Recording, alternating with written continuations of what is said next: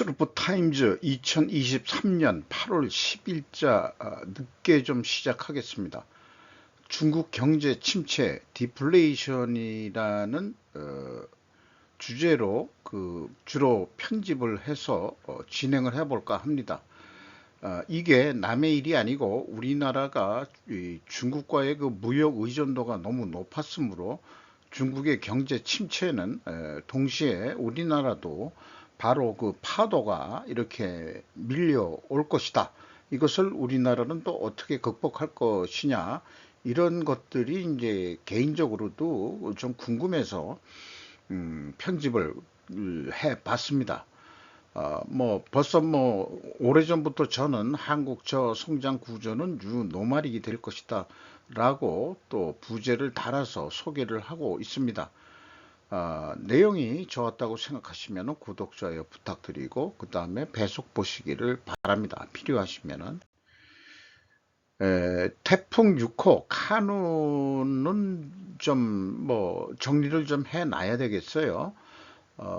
언론 매체 인용을 제가 좀 못했습니다만은 상징적으로 그 태풍 카눈이 한반도를 향해 접근 중인 9일 오후 제주 서귀포시 성산읍 삼달리 해안에 강한 파도가 휘몰아치고 있다. 연합뉴스 사진을 한번 편집해 봤고요. 그 다음에 또 최근 요게 이 10일 아침에 나온 겁니다만은 일본 큐슈 지방 서쪽을 관통해서 지나가면서 우리 남해안을 상륙해서 오늘 밤 9시부터 한 자정선까지 그 태풍의 중심이 이 서울을 통과할 것 같다.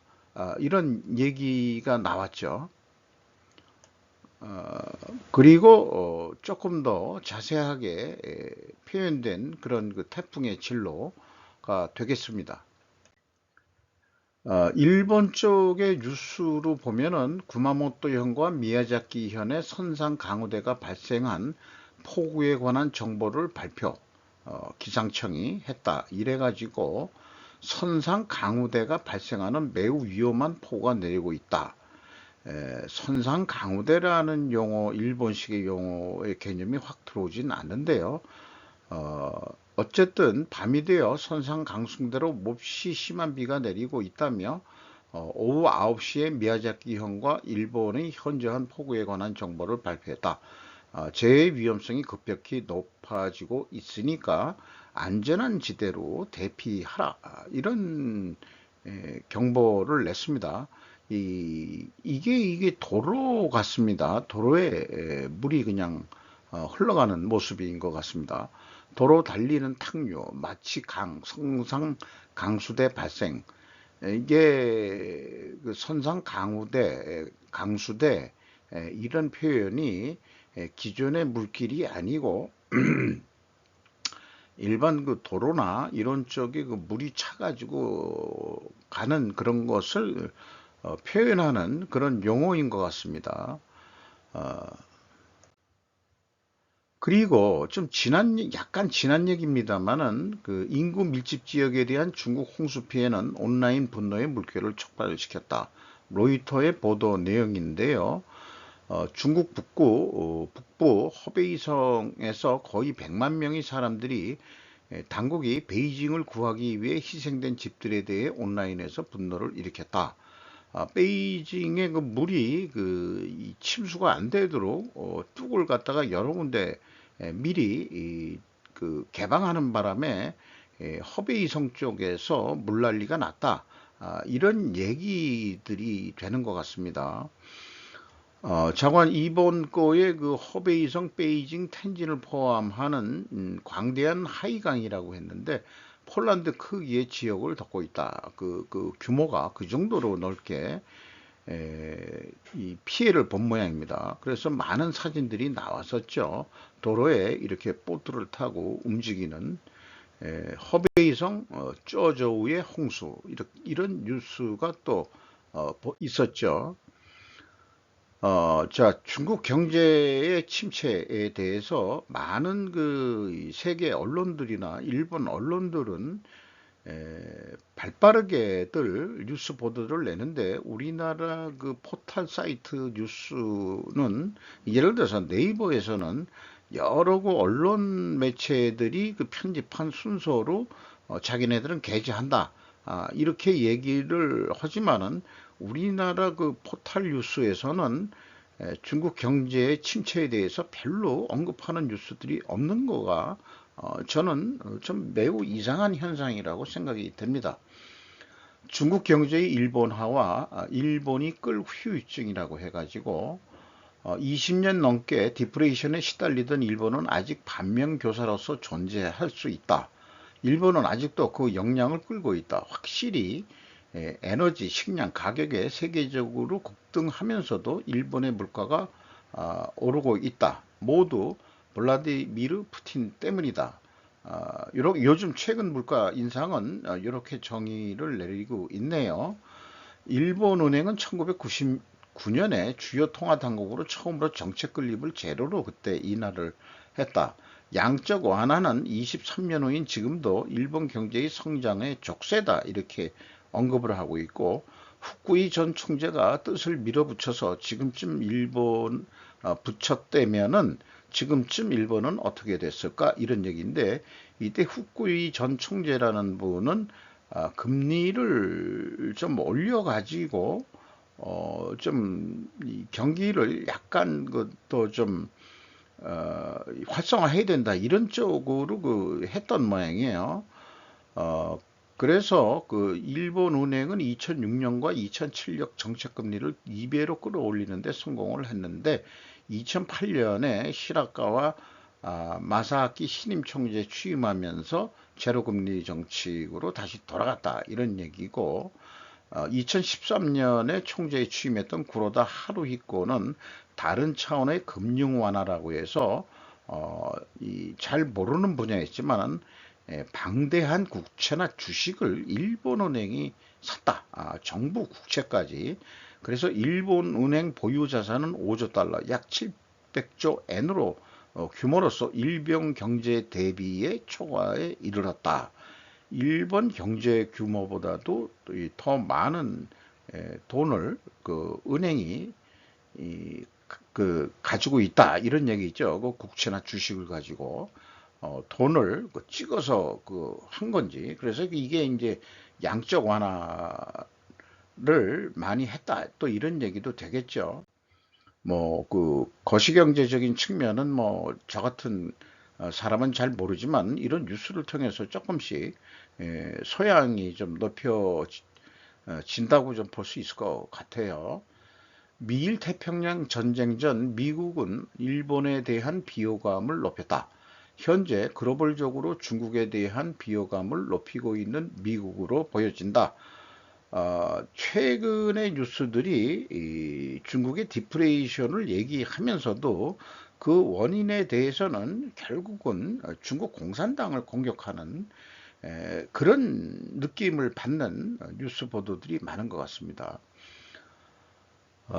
요거는 이제 제가 이제 그렇게 생각을 해본 거고요. 중국이 일본과 같은 길을 갈지는 아무도 모르지만, 일본의 경우는 경제의 구석이 된 것은 은행 섹터를 압박한 부실 채권이었다. 중국의 경우 부동산 섹터가 안는 문제가 수요와 건설 활동 전체적인 자신의 저하로 이어지고 있다. 이 중국 쪽은 지금 부동산이 좀 문제다, 이거죠.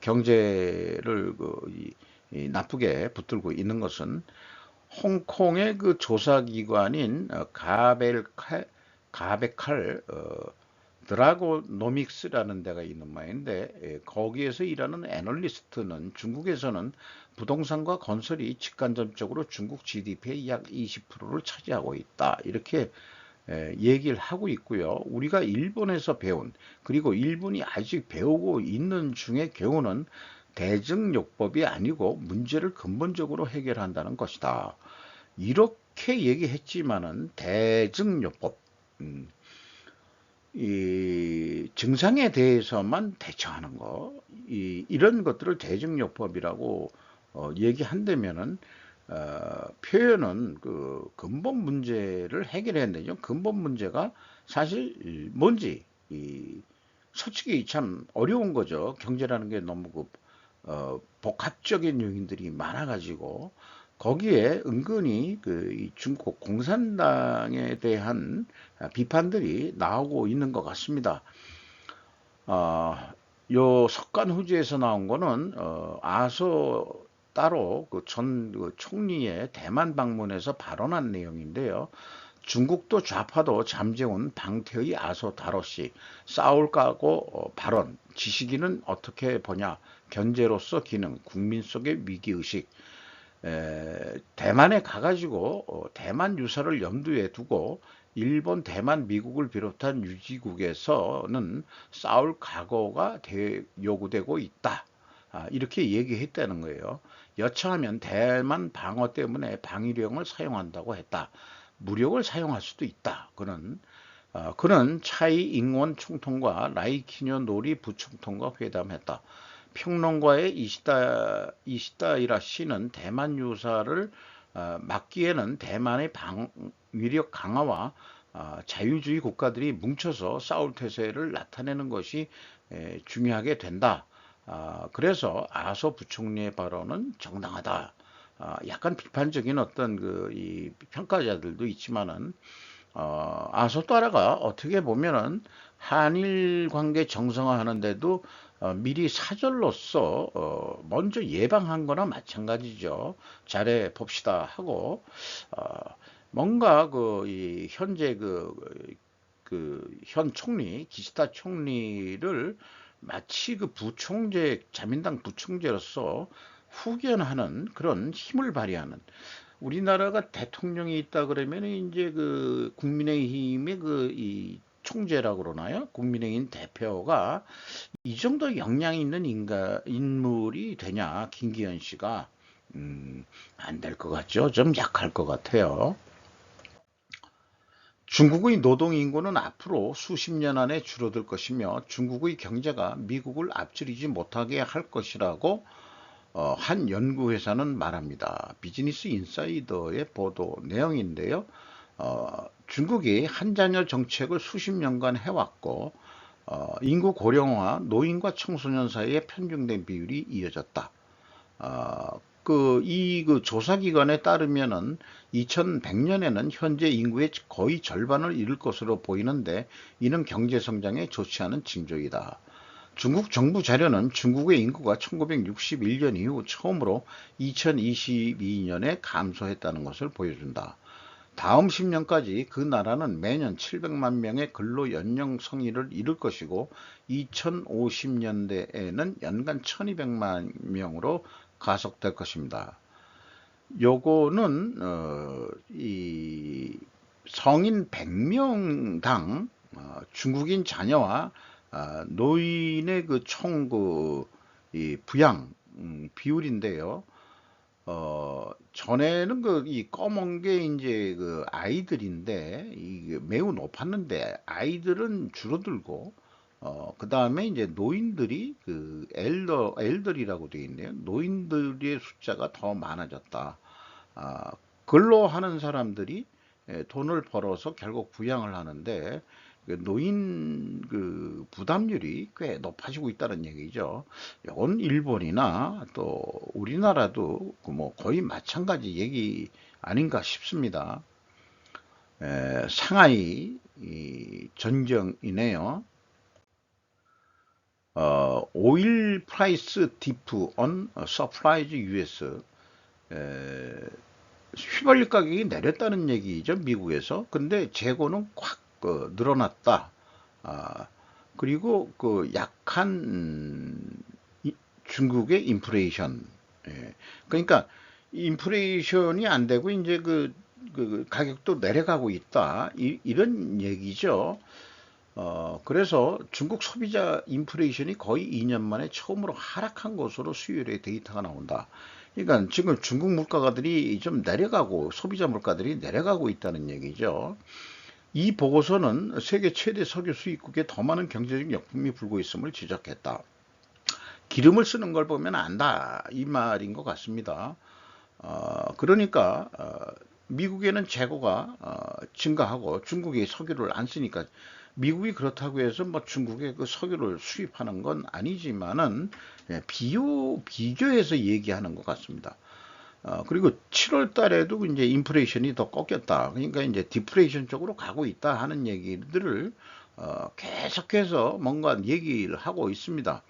그래서 요거는 또 신중하게 표현하기는 완전히 디플레이션이 아니라 흔들리는 경제의 새로운 신호입니다. 알듯 말을 듯 그런 표현을 했네요. 취업시장 침체로 어려움을 겪고 있는 중국 졸업생들이 고향으로 돌아옵니다. 이런 얘기인데 로이터 뉴스입니다. 이것도 어, 이 거의 절반이 졸업 후 6개월 만에 고향으로 되돌아갔다고 보도를 하고 있습니다. 그래서 그 청년 실업률이 6월에 기록적인 21.3%로 뛰어올랐다고 하는데 별도의 어떤 뉴스는 이게 통계를 믿을 수 없다. 여기 그 포춘지는 21%의 청년 실업률은 실제로 46.5%에 이를 수 있습니다. 가짜 일자리와 1,600만 명의 노동자를 평면 탓. 요게 이제 그 뭔 뜻인지는 잘 모르지만 직역해가지고 했을 때 그러니까 통계가 그 가짜 일자리라는 게 뭐 이 정부가 그냥 임시적으로 우리나라 같으면은 뭐 노인 일자리 뭐 이런 건지 모르겠습니다만은 여기 표현했듯이 졸업생 가운데 거의 절반이 취직을 못하고 고향 앞으로 가고 있다. 이런 얘기인데 이 사진들 보면은 이게 졸업식인 모양인데요. 얼굴들이 다 밝지가 않은 그런 얼굴들의 사진을 찍었습니다. 이 기자들의 이러한 것이 실력이겠죠. 세계가 인플레이션과 싸우는 가운데 중국 경제가 더블 디플레이션에 이코노미스트가 지적, 중국은 거품 붕괴 후 일본과 같은 잃어버린 30년을 걷는다. J캐스트라는 데서 일본 쪽에서 또 보도를 했습니다. 소비자 물가 지수가 마이너스, 수출입의 대폭 감소, 그 다음에 중국 당국의 폐쇄성을 또 지적하고 있고, 그 베이징시에 있는 그 중국 국립대학의 대외경제무역대학 국제경제연구원 이름도 길지만 여기에 이제 니시무라 유사쿠 교수라는 사람이 일을 하고 뭐 있는데 CPI의 주요 원인은 식품 가격 저하에 있다고 생각된다. 이렇게 얘기했고요. 중국 정부는 본격적인 경기 부양 방안에 아직 들어서지 않고 있다. 이렇게 표현했는데 다른 뉴스를 보면은 선택지가 거의 없을 거다. 시진핑의 우선 과제는 국유 기업을 통한 경제 안보 강화뿐 이거다 이거죠.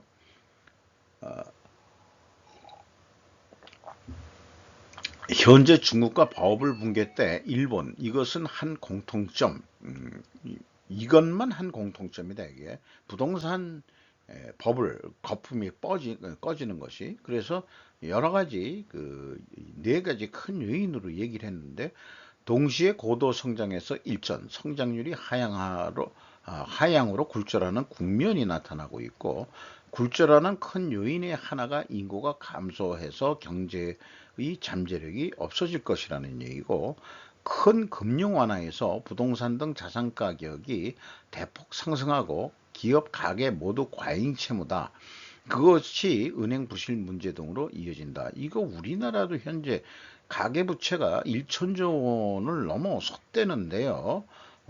뭐 남 얘기가 아닌 것 같습니다. 부동산 가격이 단숨에 하락할 수 있지만 동시에 정부는 부동산 업계를 망하지 않게 구하기도 하고 부동산 가격을 그냥 하락하는 것을 그 용인하고 있다. 일본에서는 집값 폭등으로 공격을 많이 당하고 있지만은 이게 좀 차이점이 있는데 중국 입장에서는 공동 부유 이념 때문에 시진핑의 이 이념이죠. 부동산 업계한테 뭐 예를 들면은 분양 가격을 올리지 말라든지 뭐 이런 등등으로 하는 모양인데 하도 그 유령 도시 뭐 이런 얘기도 많이 나오고 있기 때문에 경기를 그동안에 이 중국 경제가 고도 성장을 했던 이유는 이 민간 경제의 투자보다도 정부가 건설과 그 다음에 이제 인프라 1대1로 인프라 건설에 지속적으로 그 투자를 했기 때문에 경제가 크게 성장하는 것으로 되어 있었습니다만은 이제 한계에 이르지 않았느냐 이렇게 보입니다. 그래서 그런지 이충근 박사라고 그 국제 정치학 박사 모양인데 한국에서 이런 뉴스들을 중국의 몰락에 대해서 저는 뭐 침체, 경제 침체, 디프레이션 요 정도 수준으로 언급했는데 이분은 중국의 몰락의 4대 원인 해가지고 뭐 정치적인 측면을 많이 다룬 것 같습니다. 중국은 정상적인 자유주의 시장경제의 국가가 아니기 때문에 몰락할 것이다. 중국의 제도는 민주적이 아니다. 경제발전과 정치 불안이 동시에 일어난다. 미국은 중국의 패권 도전을 허락하지 않는다. 아, 뭐, 그렇죠. 인구 통계학적으로 최악의 상황에 처한 중국. 많이들 그 얘기 나오고 있는 거죠. 그리고 패권국이 되려면은 세계를 주도해 나갈 이데올로기를 제창하고 그것을 이끌고 나갈 수 있어야 되는데 중국이 미국을 제치고 패권국가가 되겠다는 그런 것들이 꽤 점쳐지고 있었죠. 그러나 지금 봐서는 그건 너무 겁먹은 소리였다. 아니면은 중국을 서양 그 언론이나 학자들이 옹냐옹냐 해준 거 아니냐 이런 생각이 들어갑니다. 개인적으로는 그 느낌이 중국을 언제부터 옥죄기 시작했냐 한다고 그러면은 트럼프 때부터라고 생각을 합니다. 그러니까 뭐 사실 2018년 정도 그때 우리나라는 또 이제 민주당 그문 정권이 또 들어서는 시기도 됐고 그랬었죠. 그래서 그 세계 패권국의 이데올로기로 이 미국이 패권을 유지하는데 평화, 민주주의, 자유시장 이 평화라는 건 좀 애매하니까 민주주의와 자유시장 아니냐. 미국은 민주주의와 시장 경제를 그래서 추구한다. 세계 패권국을 하면서도 이런 얘기예요. 그리고 뭐 이 GDP 전망으로도 중국이 조금씩 올라가지만은 미국한테는 도저히 안 될 거다. 인구가 또 많아서 인당 GDP가 좀 그렇게 나오기도 하겠습니다만은 경제 규모적으로는 이제 세계 2위라고 하죠. 국제통화기금은 미국과 중국의 1인당 GDP 격차는 오히려 벌어지고 있으며 향후 50년간 중국이 미국을 넘어설 수 없다고 전망했다. 50년 정도면은 이제 끝났다 게임 이런 얘기 같아요. 예측이란 것이 대부분 틀리기 때문에 예측 아닌가 싶습니다. 예측이 정확하다면 점쟁이를 하면 되지 않을까라고 우스갯소리를 좀 해보고 싶네요. 탈중국 글로벌 자본이 한국보다도 일본으로 방향을 틀고 있다. 저는 이렇게 생각을 합니다. 외국 자본들이 지금 한국에 들어왔다면은 지금 주가가 꽤 올라가야 되는데 주가도 별로 안 오르는 것 같고 그래서 여기에서는 외국인의 국내 직접 투자를 뭐 소개를 했어요. 탈중국 자본이 몰려온다. 한국에도 좀 투자를 하겠죠. 근데 사실은 한국보다도 지금 일본이 많이 기대를 하는 거 아니에요. 그래서 금리도 올리고 그러려고 그러는 거 아닌가 싶습니다. 그러니까 더 미국하고 밀착하려고 그러는 거고, 저거 이제 이 디프레이션 이제 그만하자. 이제 조금, 이제 중국이 클 만큼 컸으니까, 그동안에 우리가 많이 인고의 세월을 보내지 않았어. 미국 보고 그렇게 얘기하는 것 같아요. 자, 이제 이 일본 경제가 조금 더 돌아가야 되지 않겠느냐. 이런 상황인 것 같아요. 그런데 이제 이 퇴임한 리거창 씨가 참 차이나 언센서드라는 데서 자료를 가져왔는데 중국의 통계를 못 믿으니까 그럼 뭘 보고 경제가 돌아가는 거라 철도 운송량을 본다. 그 다음에 전기 소비량을 본다. 그리고 은행의 저축률을 본다. 이런 분들이 그 부총리를 했지만 리커창이라고 부르죠. 55년생. 이제 곧 칠순이 되겠군요. 곧. 네. 그리고 중국의 그 가짜 GDP다. 액츄얼 마이너스 5, 그러니까 5.5%가 아니고 사실은 실질적으로는 마이너스 5%다. 뭐 이런 얘기인 것 같아요. 그리고 국내에서는 안미 경중하는데 어디 조선 천지에 이런 용어를 만들 수 있는 사람이 있는지 모르겠습니다만은 이거는 성립이 안 되는 얘기다 이 말이죠. 안보는 미국, 경제는 중국. 이거 말 맞다나 성립이 안 되는 어불성설 같은 얘기다 이렇게 얘기를 하고 있습니다. 2023년 6월 11일 니케이 아시아는 중국 GDP 6%가 넘는 적자를 한 철도 회사가 냈다. 이런 것도 표현을 하고 있습니다. 중국은 세계 최고 최장의 고속철 철도망을 자랑한다. 그러나 그것 때문에 나라가 망할 지경에 이르렀다. 그러니까 경제 규모에 맞는 그 인프라가 돼야 되는데 인프라를 너무 많이 해가지고 그 고속철이 운영 비용만 하더라도 계속 적자가 나는 거 아니냐. 국영기업이니까 어떻게 그냥 생존할지는 모르지만 이런 얘기네요. 그래서 이런 이 전문 그 국제학자의 어떤 그 중국의 몰락이라는 제목으로 하는 것보다도 우리나라 언론에서 다른 그 외국 언론에서 가져온 뉴스처럼 중국의 현재 경제 상황을 정확히 전달해 줄 수 있는 한국 언론은 왜 없는지 그게 이제 불만 사항으로 저는 좀 언급을 하고 싶네요.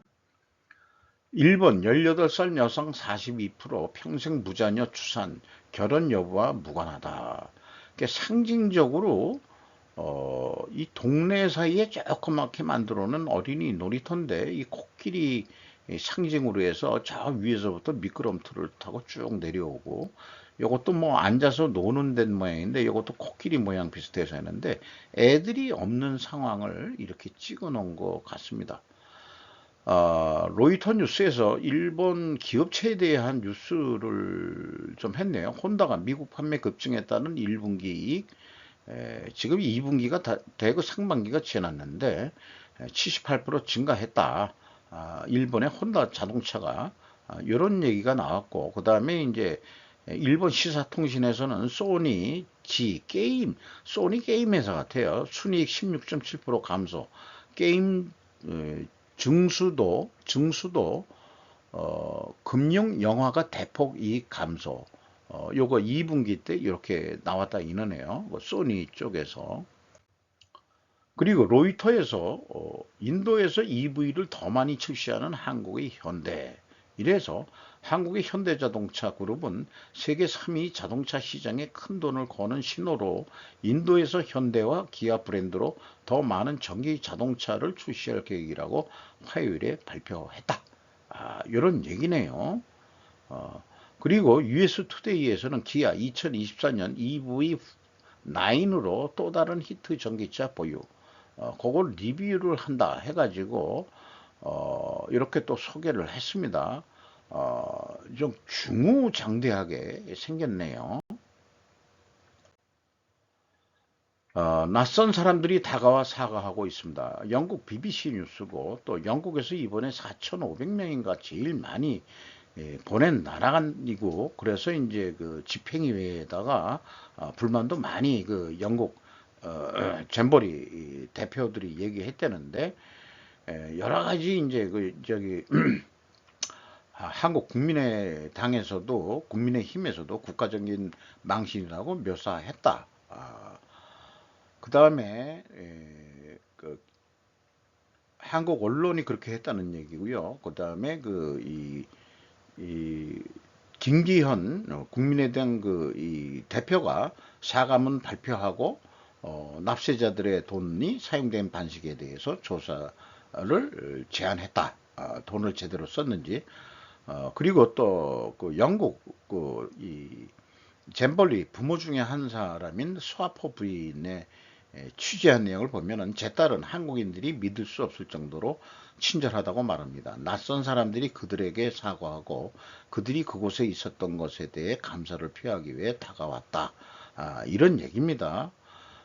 그리고 스카우터가 되는 것에 대해 할인을 제공하는 가게들이 있고 그들이 호텔에 도착했을 때 저는 땅집이 엄청난 양의 케이크와 그런 것들을 기부한 것으로 알고 있습니다. 이렇게 이제 또 취재 보도를 해서 제가 그 영화 아니 그 우리나라 그 드라마에 나온 천년 놀림거리가 이거라고 이번 잼버리 사태를 천년 동안 놀림거리다 이렇게 이제 비유를 했는데 좀 벗어날 수 있는 여러 그런 좋은 일들이 있었으면 좋겠습니다.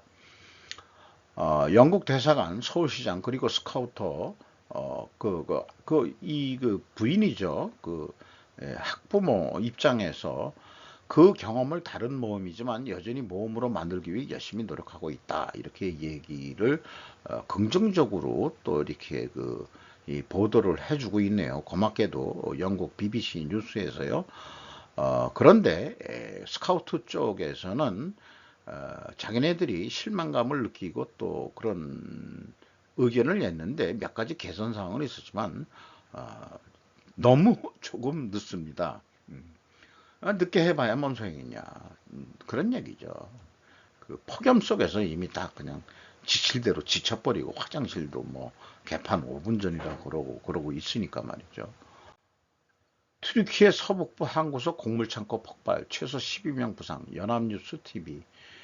튀르키예 서북부에 뭐 이 어떤 이런 게 있는데 항구에서 곡물 저장고에서 폭발이 일어났다. 요즘 흑해 쪽에 이 우크라이나하고 러시아전이 흑해 쪽에서 이 곡물 전쟁으로 비화되는 것 같잖아요. 그런 쪽으로 양상이 가는데 이 튀르키예 서북부 쪽이면은 그 흑해하고 가까운 쪽 아닌가 모르겠어요. 이런 게 일어난 게 근데 원인이 뭐냐 이런 건 아무것도 모른다는 거죠. 아직까지 조사를 해봐야 된다는 거고 이게 곡물 창고 이거 사일로가 이렇게 그냥 밑에서부터 폭발하는 건데 누가 이거 폭발물을 설치하지 않고서 와야 어떻게 이게 일어나겠습니까? 옛날에 옛날이 아니고 뭐 몇 년 전에 그 어디죠? 저기 중동에서 그 이스라엘 가까이 있는 어디죠? 그 나라에서도 그 해안에 있는 그 부두에 있는 그 창고가 터졌는데 그런 거하고 비교를 해보면 이게 보통 일은 아니 뭔가 있다 이런 생각이 들어갑니다. 그리고 이 마지막으로 미일, 호주, 인도 네 개 나라의 그 해군 사령관들이 모여서 11일부터 합동을 해야 한다. 코드의 일환이죠. 한국이 들어와서 5개 나라가 되면 뭘로 불러야 되죠? 정한 그거를 얘기했었는데 지금은 아직 아닌 모양입니다. 성장 궤도 올라탄 한 방산 글로벌 매출 순위도 껑충했다 해가지고 조선비즈에서 미국 디펜스 뉴스에서 집계한 100대 방산 기업의 한화가 26위, LIG 넥스1이 52위, 카이가 56위. 한국 항공우주죠. 네, 그래서 여기 외에도 꽤 많죠. 그 현대, 로템도 뭐 있고요. 이 방위사업 하는 데가 꽤 많습니다만은 일단 100대 기업에 일단 3개 회사가 들어간 것 같습니다. 이상 스루프 타임즈 8월 10일자 뉴스를 마치도록 하겠습니다.